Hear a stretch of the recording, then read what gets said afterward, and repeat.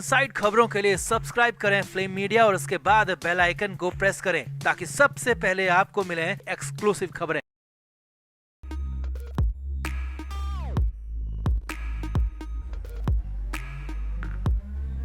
तो महाराष्ट्र में एक नई खबर की सुगबुगाहट बड़े जोरों से सुनाई दे रही है और वो खबर है आदित्य ठाकरे को लेकर। मुंबई मीडिया की माने तो सीएम फडणवीस की नजर अब आदित्य ठाकरे पर है। फडणवीस को आदित्य ठाकरे इतने भाग गए हैं, इतने पसंद आ गए हैं कि आदित्य के लिए फडणवीस ने एकनाथ शिंदे को मंच से ही हटा दिया और आदित्य को अपने साथ मंच पर बुला लिया। जी हाँ, बड़ी खबर आ रही है कि आदित्य ठाकरे सीएम फडणवीस के साथ जल्द ही मंच साझा करेंगे। उसमें एकनाथ शिंदे भी होंगे, लेकिन यहाँ पर तवज्जो आदित्य ठाकरे को दी जा रही है। तो पूरी खबर आपको दिखाते हैं। आप भी वीडियो को शेयर करें और अपनी राय कमेंट बॉक्स में जरूर दें।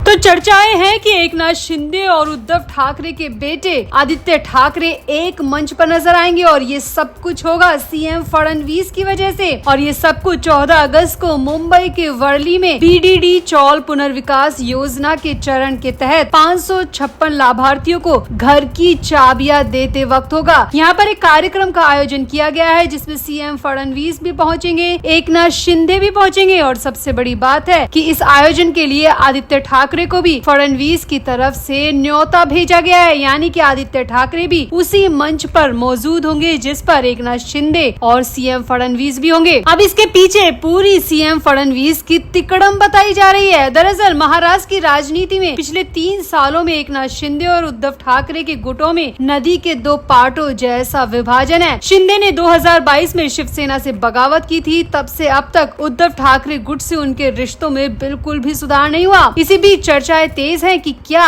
एकनाथ शिंदे और उद्धव ठाकरे के बेटे आदित्य एक मंच पर नजर आएंगे। दरअसल 14 अगस्त को मुंबई के वर्ली में एक कार्यक्रम रखा गया है और ये कार्यक्रम बीडीडी चौल पुनर्विकास योजना को लेकर है, जहां पर 556 लोगों को घर की चाबियां दी जानी है। इस आयोजन में खुद सीएम फडणवीस मौजूद होंगे और डिप्टी सीएम के तौर पर एकनाथ शिंदे भी मौजूद रहेंगे। लेकिन सबसे बड़ी बात ये है कि इस कार्यक्रम में आदित्य ठाकरे को सीएम फडणवीस ने पर्सनली बुलाया है, पर्सनली न्योता भेजा है और आदित्य ठाकरे की सीट जस्ट अपने बगल में लगवाई गई है। यानी कि यहाँ पर शिंदे को थोड़ा कम आंकते हुए फडणवीस ने आदित्य ठाकरे को तवज्जो दी है। ये कार्यक्रम 14 अगस्त को वर्ली में होना है। अब आपको बता दें कि वर्ली से आदित्य ठाकरे विधायक हैं और प्रोटोकॉल के तहत उन्हें भी इस कार्यक्रम का न्योता दिया गया है। लेकिन खबर ये आ रही है कि यहाँ पर बात सिर्फ प्रोटोकॉल की नहीं है, बल्कि फडणवीस दिल से चाहते हैं कि आदित्य ठाकरे इस मंच पर आए। यदि आदित्य ठाकरे यहाँ पर पहुँचते हैं तो बीते कुछ सालों में महाराष्ट्र की राजनीति की सबसे दुर्लभ तस्वीर दिखने को मिलेगी, क्योंकि जब से शिवसेना दोनों गुटों में बटी है तब से ऐसा कभी भी नहीं हुआ कि ऐसी तस्वीरें देखने को मिले। यहाँ पर आपको बता दें कि ये कार्यक्रम म्हाडा द्वारा माटुंगा स्थित यशवंत नाट्य मंदिर में रखा गया है।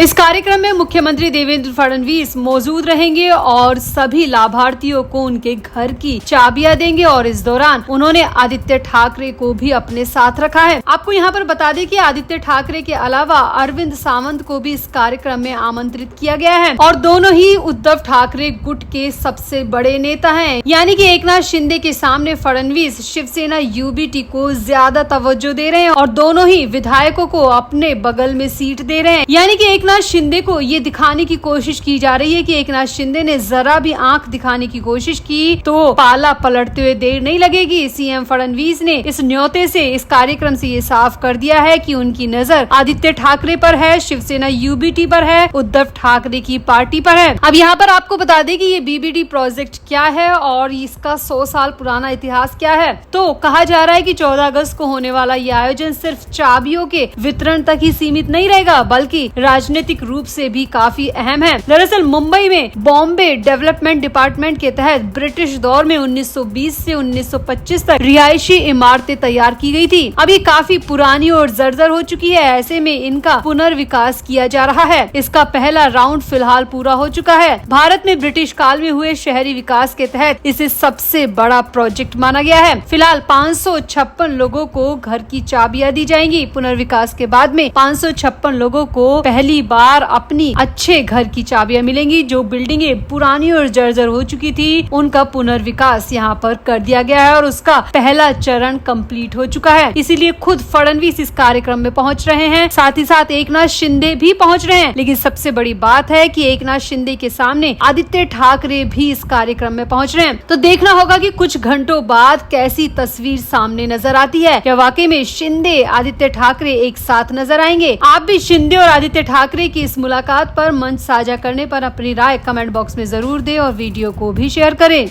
तो खबर आ रही है कि संजय राउत ने शरद पवार से अचानक मुलाकात की है। संजय राउत शरद पवार के घर सिल्वर ओक में पहुंचे और करीब 1.5 घंटे तक दोनों के बीच में ये बातचीत हुई। ये मुलाकात प्री प्लान नहीं थी बल्कि अचानक हुई है। और सबसे बड़ी बात ये है कि इस मुलाकात की जानकारी उद्धव ठाकरे को बिल्कुल भी नहीं थी। लेकिन जब से उद्धव ठाकरे को पता चला है तब से उद्धव ठाकरे बुरी तरह भड़के हुए हैं, क्योंकि संजय राउत उद्धव ठाकरे की शिकायतें लेकर ही शरद पवार के पास पहुंचे थे। अब महाराष्ट्र की राजनीति हो या फिर देश की राजनीति, शरद पवार का कद कितना बड़ा है, शरद पवार की राजनीतिक सोच समझ कितनी ज्यादा है, ये हर कोई जानता है। भले ही अब शरद पवार राजनीति से धीरे धीरे थोड़े थोड़े दूर होते जा रहे हैं, क्योंकि ये उनकी उम्र का तकाजा है, लेकिन उनकी सोच समझ और राजनीतिक पैठ का हर कोई दीवाना है। इसीलिए संजय राउत भी परेशान होकर शरद पवार की ही शरण में पहुंचे। और संजय राउत की परेशानी है उद्धव ठाकरे की नादानियां। जी हाँ, लगातार उद्धव ठाकरे ऐसे फैसले ले रहे हैं जिसकी वजह से उनकी पार्टी को बहुत ज्यादा नुकसान हो रहा है। अब सभी को पता है कि बीएमसी चुनाव आने वाले हैं और बीएमसी चुनाव को लेकर सभी पार्टियां अपने जोर शोर से जुटी हुई है। लेकिन उद्धव ठाकरे की पार्टी के फैसले उद्धव ठाकरे बहुत गलत तरीके से ले रहे हैं और इसी बात से संजय राउत खफा है। दरअसल संजय राउत चाहते हैं कि उद्धव ठाकरे